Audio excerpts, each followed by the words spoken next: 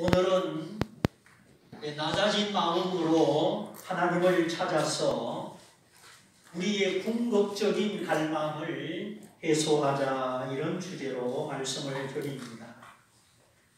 우리의 마음의 목마름, 내가 정말 사모하고 갈구하는 영혼의 목마름은 무엇인가? 하나님 앞에 우리의 목마름이 모일 때에 하나님이 우리를 더 깊이 만나 주시는 줄 믿습니다. 우리 인간에게 자잘한 소원들이 있지만 우리의 궁극적 갈망, 나의 가장 높은 갈망은 무엇인가? 나는 또 그 갈망을 어떻게 해결할 것인가? 이것이 우리 인생의 큰 관건이다 생각합니다. 작은 것에 만족하고 천한 것에 만족할수록 그 사람은 천하게 되고, 높은 것을 갈망할수록 우리가 고귀한 사람이 되는 것이죠. 근데 어떤 사람은 인생을 다 살고 비석에 먹다 죽다 그렇게 섰다고 하네요. 누군가의 비석의 비문이 먹다 죽다. 그럼 이 사람은 남보다 뚱뚱하고 남보다 담식가였는가? 먹다 죽다 이 말이 꼭 음식을 많이 먹다가 죽었다, 이런 문자적인 뜻은 아니라고 생각합니다. 물론 적절한 체형, 건강한 몸을 유지해야 되지만, 먹다 죽다 이 말은 그 인생의 의미가 물질과 육체의 제한된 삶을 벗어나지 못했다, 그런 의미로 생각해 봅니다. 생존이냐 생명이냐, 먹고 사는 생명의 연장, 연명하는 생존이냐, 하나님의 생명이냐, 소유냐, 존재냐, 이런 질문은 고상한 철학자들의 고민만이 아니라 우리 모두의 고민이며 우리 모두의 실존이죠. 나는 왜 이 세상에 왔는가? 안 먹고 숨쉬고 지금 내가 왜 살아있는가? 내가 고민하는 만큼 우리 자신을 새롭게 만날 수 있고 우리 인간의 궁극적 갈망으로 인도해 준다 생각합니다. 네, 9,000km, 10,000km, 30,000km 이렇게 멀리 여행하는 철새들, 물론 기후 조건과 먹이를 따라 움직이기는 하지만 왜 그렇게 먼 곳을 여행할까? 우리가 모르는 또 다른 의미가 있지 않을까 생각을 해봅니다. 10,000km, 20,000km, 30,000km, 저 시베리아 불판에서 한국, 일본, 저 밑에 호주까지 철새들이 날아다니는데 그 날개가 얼마나 피곤하겠습니까? 날지 않으면 추락이지요. 하루속히 원하는 곳에 도착하기 위해서 엄청난 갈망을 가지고 모든 힘을 다하여 날개짓을 하는 것입니다. 그렇게 먼 길을 날아도 길을 잃어버리지 않는 어떤 항법 원리, 자기장의 원리가 그 몸에 내재되어 있다고 하죠. 새들이라도 눈으로 지형지물을 확인하고 코로 냄새를 맡고, 그래 그 먼 길을 이탈하지 않고 목적지까지 가는데 창조주가 그 새들의 신경세포 속에 어떤 항법 원리를 심어 놓았다는 것입니다. 강물에서 알을 까고 태어난 여녀가 바다에 가서 살다가 죽기 전에 태어난 강으로 돌아오는 것, 이런 회귀 본능, 회귀 능력, 이것도 창조주가 그들 속에 심어놓은 DNA가 있기 때문이죠. 그렇다면 우리 인간은 무엇을 향하여 살아가고 있는가? 오늘 우리 인간의 궁극적인 갈망은 무엇인가? 과연 내 인생은 죽음이라는 종착지 외에 다른 종착지는 없는가? 나는 어떤 궁극적 갈망을 가지고 있으며 어디를 향한, 무엇을 향한 회귀 본능을 가지고 있는가? 이런 질문은 나의 나됨을 발견하게 하는 근본적 질문이고 존재론적 질문이지요. 우리가 밥 먹고 산다면 이 짐승하고 무엇이 다르겠습니까? 이런 질문, 이런 어떤 궁금증이 있어야 생존이 아닌 생명의 삶, 소유가 아닌 존재의 삶을 사는 것이죠. 나의 나된 존재 가치를 발견하고 나의 존재 가치를 이 세상에 실현하는 이런 믿음의 삶이죠. 아까 말한 대로 먹다 죽다 담식가가 아니라도 물질과 육체에 제한된 삶, 우리가 거기 매이지 않으려면 이런 근본적인 질문, 존재론적인 질문이 필요한 것입니다. 하나님이 나를 이 세상에 보내셨을 때 어떤 목적이 있지 않으셨겠습니까? 주인이 종에게 심부름을 시킨다면 어떤 목적이 있지 않겠습니까? 그럼 내가 어디로 가는지, 내가 주인의 심부름을 잘하고 있는지 이 종은 생각을 해야지요. 우리가 허무하게 헛되게 우리 인생이 끝나지 않도록 보다 진지하고 심도 깊은 사고가 필요합니다. 근데 요즘 사람들이 가장 싫어하는 것이 무엇인지 아십니까? 생각하는 것을 싫어합니다. 조용한 것을 싫어합니다. 소리가 들리고 바쁘게 막 그냥 스마트폰을 넘기면서 생각하는 것을 싫어하고 조용한 것을 견디지를 못해요. 그래서 느끼려고 하고 느낌으로 모든 것을 해결하려고 합니다. 대단히 죄송한 말이지만 저급한 삶을 피할 수가 없습니다. 느낌은 소중합니다. 감정은 소중합니다. 그러나 사유가 없고 생각이 없는 감정은 공중누각입니다. 뿌리 없는 나무예요.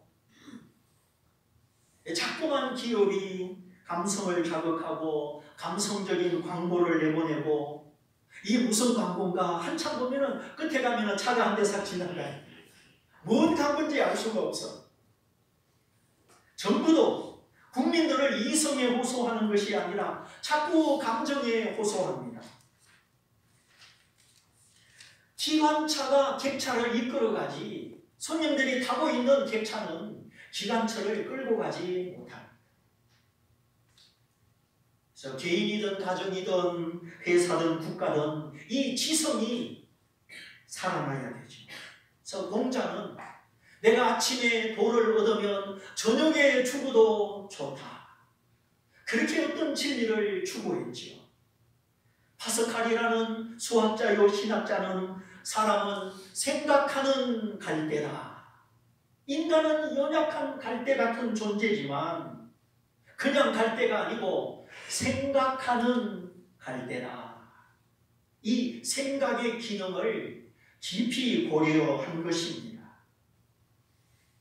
인간의 궁극적 갈망 그리고 진리가 궁금하거든 이 파스칼의 판세를 한번 읽어보십시오. 제가 성경책 다음에 두 번째로 좋아하는 책입니다.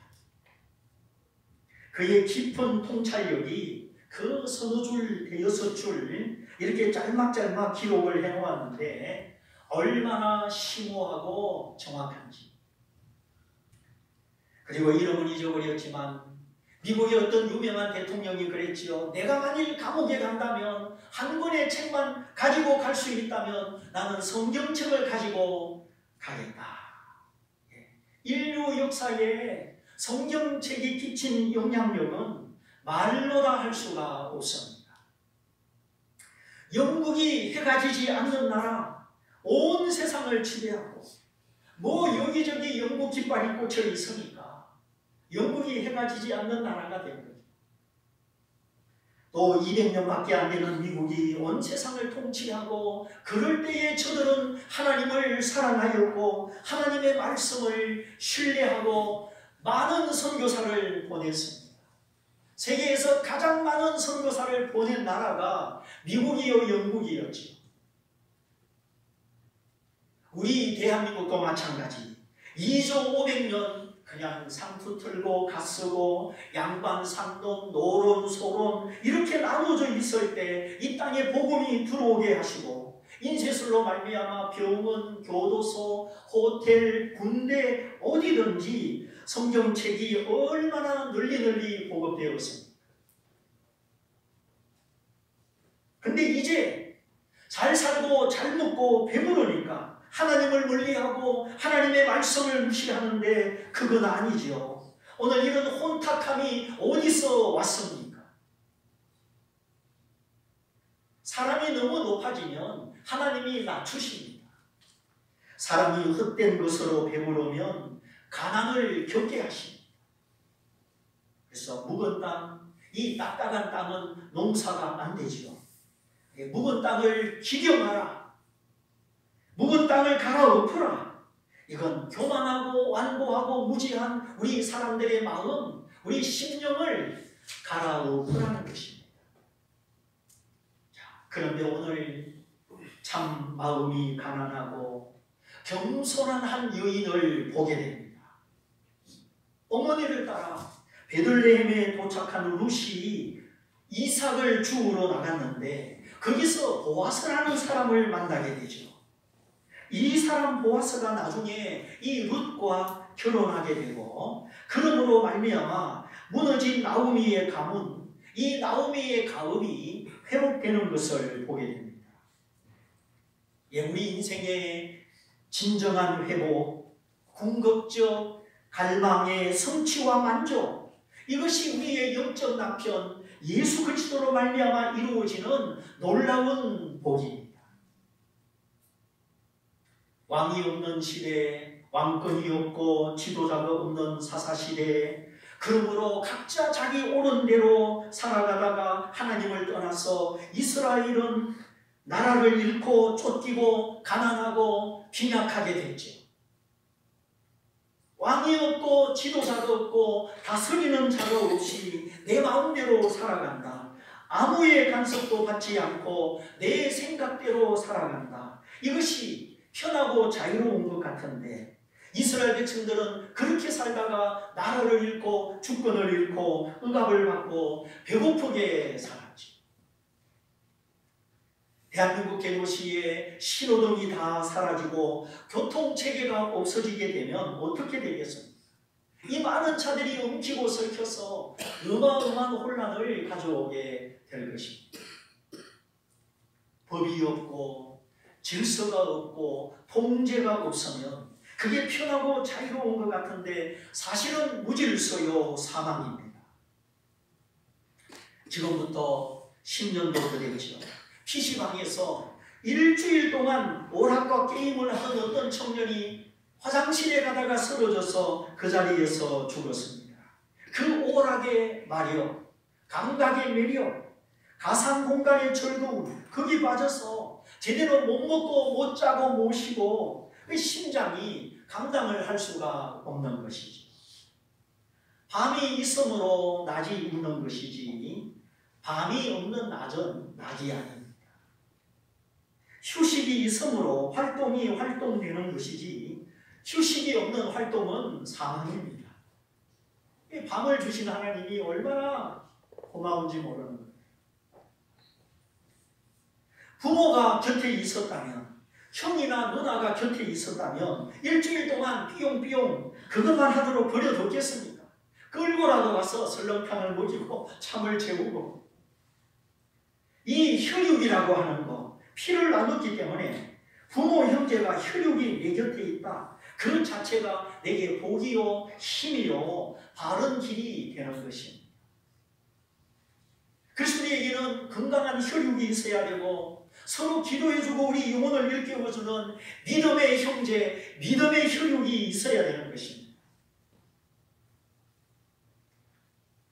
아무도 말해주지 않고 꾸짖지도 않고 멈추라고 하지도 않은 이 자유분방한 청년, 아무도 간섭하지 않는 청년, 정말 정신복지의 사각지대에 빠진 결과 이 청년은 화장실 가다가 쓰러졌어요.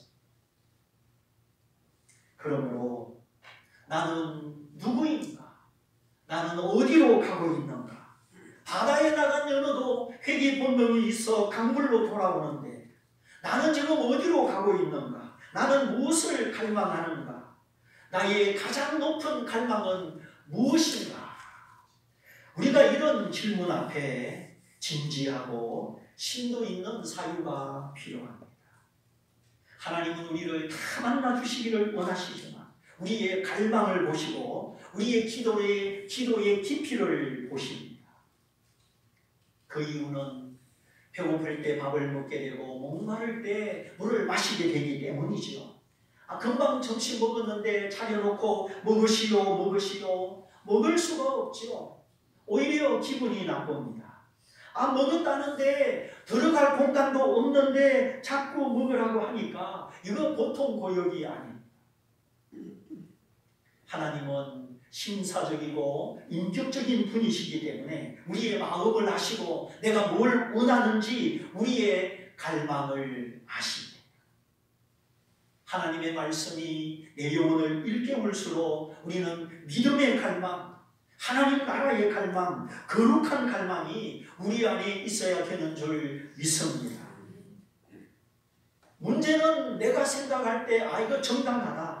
이것만 있으면 좋겠다. 이렇게 되면 좋겠다. 그 소원과 갈망이 있는데 그것이 이루어지면 내가 정말 만족할까요? 만족도 급이 있고 질이 있지만 내가 추구하는 그 만족과 갈망, 하나님이 내게 내려주시고자 하는 그 갈망과 만족이 다르다는 것입니다. 유치원에 다니는 부자며 5세반, 7세반인데 그러면 인형을 사주거나 로봇 장난감을 사줄 때 하나만 사서 집에 가면 어떻게 됩니까? 하나만 받는 아이도 기분이 이상하고 못 받는 아이는 어떻게 난리 나죠? 왜 내 건 안 사왔느냐고. 고만한 나이일 때는 그런 장난감 인형을 통해서 미적 감각을 개발하고 손가락 연습을 하고 종이 접기를 하면서 창의력, 상상력이 생기고 조형 감각, 공간 감각, 건축 감각 이런 것들이 무언가 물건을 가지고 만지고 조립하고 관찰하고 그렇게 놀면서 어떤 감각이 개발이 되는 것이거든요. 그래서 장난감을 사주더라도 교육적인 기구, 교육적 기능이 담겨있는 그런 장난감이 좋은 겁니다. 근데 여자아이들은 인형만 있고 남자아이들은 로봇만 있고 그건 별로 안 좋습니다. 그런 것도 한두 개 호기심을 위해서 필요하지만 추리, 상상, 조형, 시간, 공간, 미적 감각, 건축 감각, 수적 감각 이런 감각을 깨워주고 연습을 시켜주는 그런 것이 좋은 것입니다. 3살 버릇 8가구. 어릴 때 안 해본 것은 어른이 돼도 못합니다. 나이 들면 하겠지, 어른 되면 하겠지, 아니요. 아무리 나이 들어도 어릴 때 안 해본 것은 못합니다. 낫습니다. 사람은 익숙한 대로 살아가는 것이지 안 해본 것은 못합니다. 그러므로 너무 공부 성적 그렇게 하지 말고 좀 신앙활동, 우리 지난주 중고등 학생들 특별 새벽기도 이렇게 새벽기도도 해보고 또 신체활동, 인간관계, 토론과 질문, 여행과 사색, 관찰과 관조, 일기와 메모, 발표, 탐험, 참가 프로그램 이 모든 걸 할 수는 없지만 할 수 있는 만큼 해보고 직접 해보는 것이 중요합니다. 너무 우리 아이들을 새장에 가두어서 그렇게 새처럼 키우지 말고 그래서 체력을 기르고 사고력을 기르고 인간관계 능력을 개발시키고 무엇보다 나의 궁극적 갈망을 채워주실 분이 하나님이심을 알아야 되는 것입니다. 우리는 언제까지 자녀와 함께 있어주겠습니까? 우리는 다 자녀를 떠나야 되고 결국 하나님께 우리 자녀를 맡겨야 되는 겁니다. 자, 나오미와 루시 신앙 안에서 연합하고 베들레헴에 돌아왔을 때 마침 보리를 추수하는 때였습니다. 그러니까 볼이 이삭을 죽을 수가 있었던 것이죠. 하나님의 인도하심을 순종할 때 하나님이 만나게 하시는 타이밍은 너무나 절묘합니다. 늦었다 생각할 때 하나님을 순종하고 돌아오면 하나님은 언제나 때를 맞춰 주십니다. 자, 환경적으로 가진 것이 없고 주운 이삭 보리가 아니면 먹을 것이 없습니다. 그런데 하나님은 이 루스의 마음을 인도하여 보아스의 밭으로 가게 하시고 거기서 이 보아스를 잃어버린 기업을 다시 일으켜주는 이 보아스를 만나게 하십니다.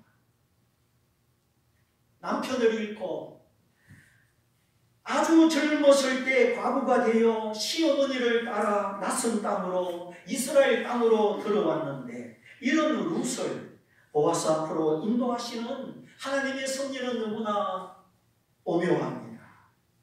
모압을 떠나서 베들레헴에 도착하자마자 룻이 하는 말, 어머니 나로 밭에 가게 하소서. 뭐 내 땅 내 밭이 있는 것이 아니라 남의 밭에 떨어진 이삭을 내가 죽게 사오니 나로 가게 하소서. 아는 사람 하나 없는 땅에 이삭 죽기를 자청합니다. 이삭을 죽는다는 것은 내가 고아요, 과부요, 가난한 사람이요, 나그네요, 이걸 의미하는 겁니다.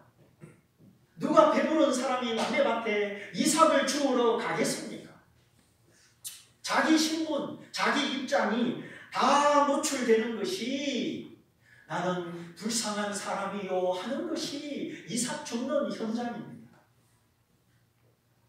인간적으로 하고 싶은 일이 아니요 그렇게 떳떳한 일도 아닙니다. 그럼에도 불구하고 룻은 자청하여 이삭 죽기를 나서지요. 그러자 나오미의 대답, 내 딸아 갈지어다. 나오미 역시 망설이지 않고 사람 눈치 보지 않고 며느리를 보냅니다. 그 낯선 이방 여자 모압 며느리를 이스라엘 사회에 보내는 거죠. 하나님을 전능자로 믿었기 때문에 나를 치신 이가 여호와시면 나를 고쳐주실 이도 여호와이심을 믿었기 때문에 나오미는 사람 눈치 보지 않고 하나님을 의지하여 모압 출신 며느리를 이스라엘 사회에 이삭 죽는 현장으로 보내는 것입니다. 나가는 며느리나 보내는 시어머니나 그 심정을 한번 생각해 보십시오. 그런데 우연히 그 넓은 들판 여기저기 주수가 한창인데 보아스의 밭으로 가게 되는 것이죠. 우연 같으나 하나님의 사랑의 손길이요 전능자의 오묘한 인도하심이 겸손히 징계를 받아들이고 하나님과의 관계를 회복하고 지난날 나의 실패나 사람들의 시선이나 그런 걸 초월하여 전능자 하나님만 믿고 나갔을 때 나오미와 룻을 위하여 하나님의 일하심이 시작되는 것입니다. 하나님의 일하심이, 하나님의 인도하심이 여러분의 삶 속에 있으시기를 축복합니다. 호박이 한 바퀴를 굴러야지 도토리가 10바퀴 굴러도 못 따라가요.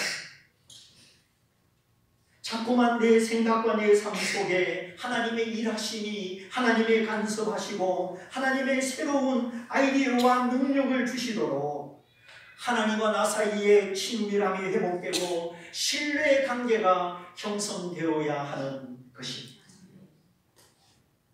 우연히 보아스의 밭에 이르렀는데 이 우연이란 말은 해픈, 갑자기 일어났다, 계획하지 않았다 그런 뜻이지요. 오늘 우리 삶 속에 이런 우연, 내가 계획하지 않았지만 하나님의 손으로 일어나는 이런 오묘한 우연, 이런 일들이 우리 인생에 필요한 것입니다. 아브라함이나 요셉이나 다윗이나 그들의 삶의 발자취를 보면 이런 우연이 많이 일어났어요. 다윗이 잡혀 죽게 생겼는데 뺑둘러 포위를 당했는데 저쪽에 블레셋 군대가 이스라엘을 침공하니 눈앞에 둔 다윗을 두고 사울이 블레셋 군대를 막으려고 돌아가게 된 것입니다. 이다 하나님이 하시는 거예요. 안 그러면 그날 다윗은 죽었습니다. 내가 걱정하고 내가 짜내고 억지로 계획하고 억지로 맞추고 얼마나 피곤하겠습니까? 그러나 내가 하나님을 믿으면 하나님은 내 삶 속에 우연 같으나 하나님 당신의 손, 하나님 당신의 복이 일어나는 것입니다. 이것이 믿음의 삶입니다. 꾀부리지 말고 인간의 꾀, 내 꾀를 따라가지 말고 주의 말씀 사랑하고 주의 말씀을 묵상하고 주의 말씀을 높여서 시냇가에 심은 나무같이 경기를 타지 않고 경기를 타도 넘어가고 믿음의 성장과 함께 손으로 하는 일이 형통하시기를 바랍니다. 그러므로 사람이 자기 꾀에 속으면 안 됩니다. 누가 나를 속이는 것이 아니라 말씀을 안다고 하면서 하나님을 믿는다고 하면서 기도한다고 하면서도 자기 꾀에 속아요. 이렇게 사람이 이기적이고 완고하고 미련합니다. 그리고 힘이 있을 때 젊었을 때 희생하십시오. 자꾸 자식을 밀어내고 남편을 밀어내고 누구를 밀어내고 내가 좀 편하게 살려고 그렇게 생각하지 말아야 됩니다. 값을 치를 때는 값을 치르고 대가를 지불할 때는 지불하고 희생해야 될 분량이 있으면 희생하고 나는 지금까지 누군가의 희생으로 살아왔잖아요. 그래야 하나님이 함께 하시고 인생의 좋은 열매가 맺어지고 살아가는 보람이 있는 것입니다. 희생이 없이는 아무것도 없습니다. 누가 알아주지 않아도 당장 열매가 나타나지 않아도 하나님 앞에 희생할 수 있는 이런 믿음이 우리에게 필요한 것입니다. 왕이 없고 통제받지 않고 치도받지 않고 값을 지불하지 않고 희생하지 않는 것, 그건 결코 좋은 삶이 아닙니다.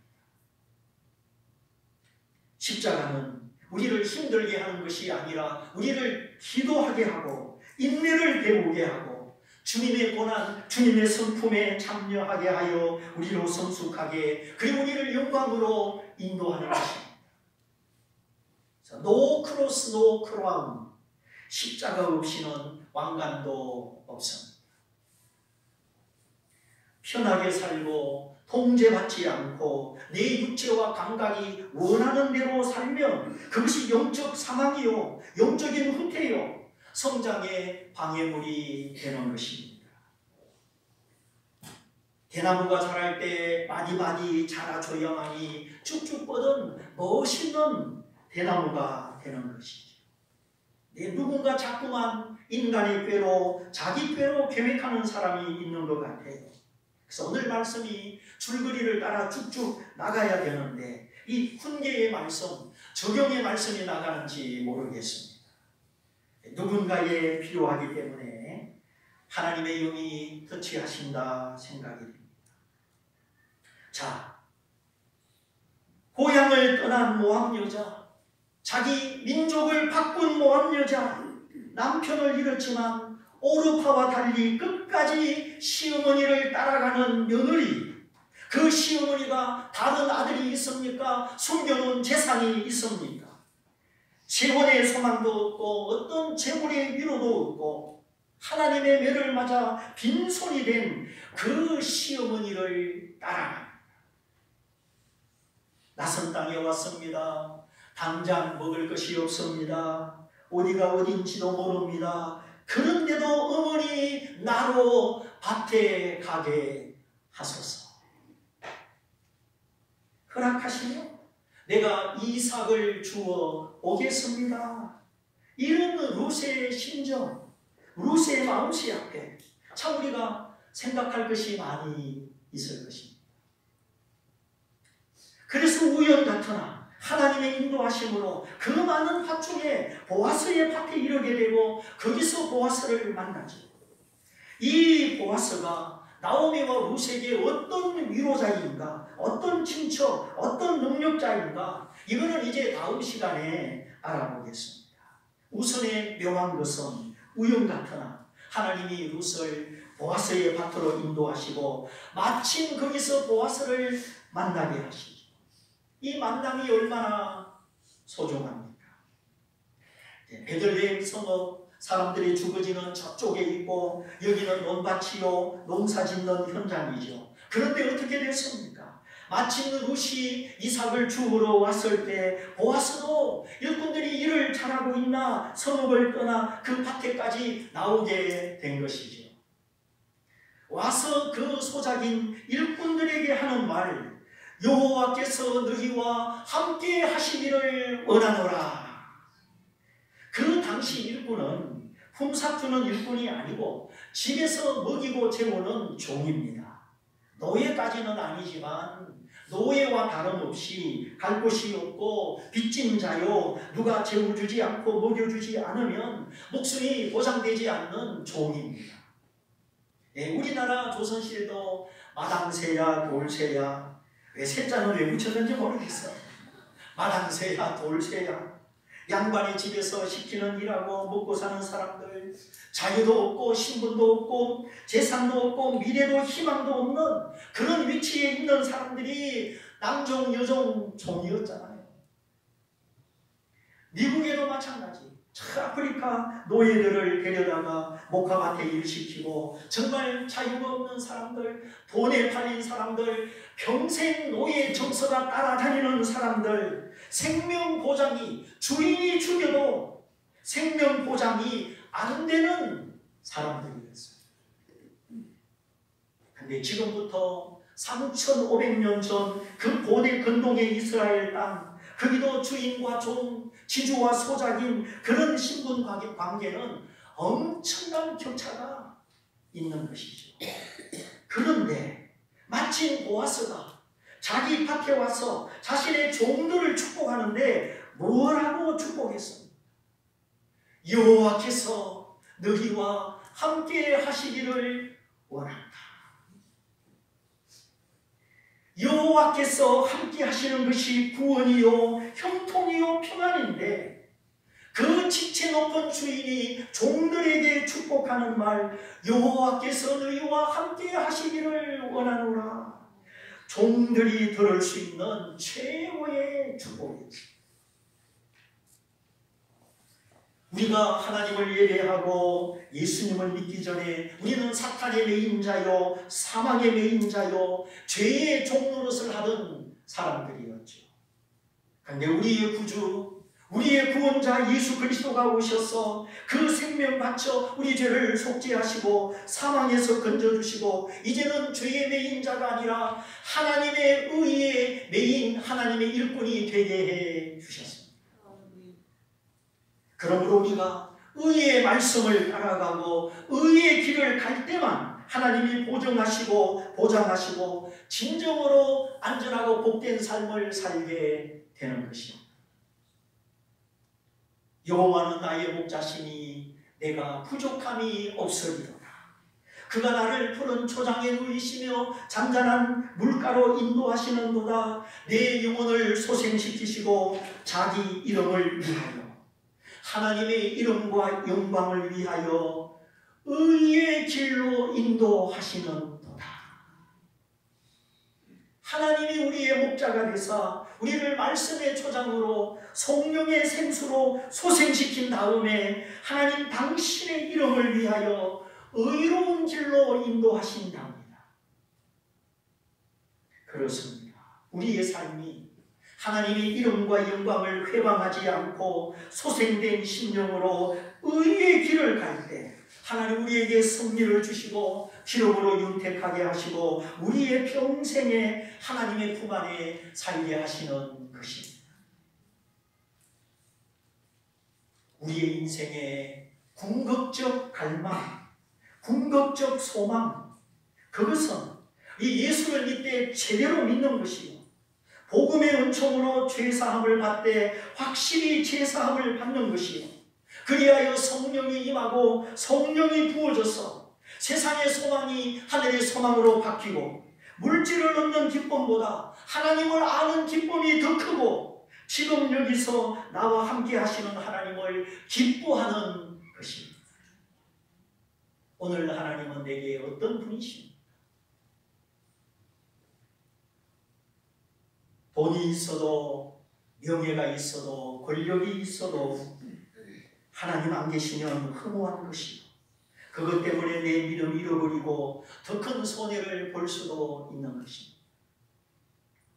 물론 하나님이 돈도 주시고 명예와 권력도 주셔서 선한 일을 하고 하나님께 영광을 돌리면 더 좋은 것이죠. 그러나 땅의 가치보다 하늘의 가치, 일시적인 가치보다 영원한 가치, 여전히 목마르고 여전히 허전한 잘잘한 갈망, 육적인 갈망이 아니라 하나님이 함께 하실 때 우리가 거룩한 갈망, 궁극적인 갈망을 가지고 살아갈 때 하나님 우리를 자유하게 하시고 건강하게 하시고 부유하게 하시고 실패 중에도 세임을 얻고 낭패 중에도 전능자와 함께 살게 하시니 오늘 우리가 하나님을 멀리하였다가 실패하였을지라도 이제 우리를 회복시켜 주시는 전능자 하나님을 꼭 붙잡고 하나님과 함께 회복의 삶을 살고 심령이 강건한 삶을 살고 당당한 삶을 살아가시기를 주님의 이름으로 축원드립니다. 축원드립니다. 이 말씀을 붙잡고 함께 기도하기를 바랍니다. 주님, 내가 하나님 앞에 사람 앞에 당당하고 떳떳하고 믿음으로 의의 길을 걷기를 원합니다. 내가 때로는 실패하고 낮아지고 이삭 죽는 그런 형편에 있을지라도 나를 치셔서나 나를 고쳐 싸매어 주시는 내가 하나님을 바라보고 하나님 앞에 나아갑니다. 오늘 말씀을 붙잡고 우리 같이 기도하겠습니다. 할렐루야.